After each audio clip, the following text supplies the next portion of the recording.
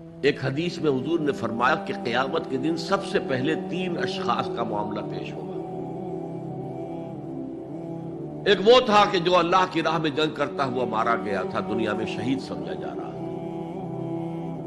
ایک وہ تھا جسے اللہ نے علم بہت دیا تھا اور اس نے علم کو پھیلایا، خوب پھیلایا۔ اور ایک وہ جس کے پاس جس کو اللہ نے بہت دولت دی تھی اور اس نے دولت جو ہے نیکی کے کاموں میں، بھلائی کے کاموں میں، غرباء، یتامى، مساکین کے لیے خرچ کیا۔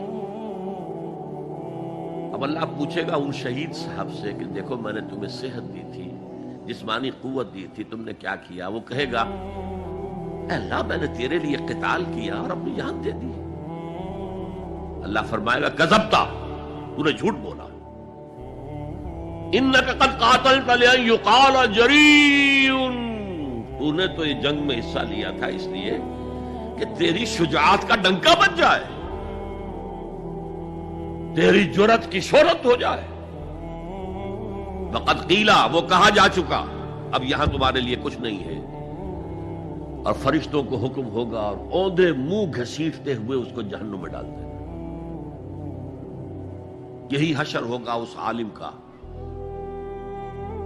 تو نے وہ نیکی کا کام کیا تھا، لئن یقال عالم، کہا جا چکا دنیا میں، ڈنکا بج چکا تمہاری شہرت کا۔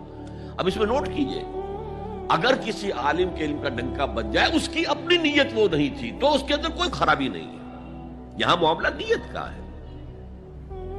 اگر نیت یہ ہو کہ میرے علم کی شہرت ہو جائے، میرے ہاتھ چومے جائیں، مجھے نذرانے پیش کیے جائیں، تو پھر وہی حشر اس کا ہوگا کہ اوندھے منہ گھسیٹ کر جہنم میں ڈال دیا جائے۔ یہی حشر اس سخی کا ہوگا جس نے سخاوت کی تھی، جس کی سخاوت کے ڈنکے بج گئے تھے۔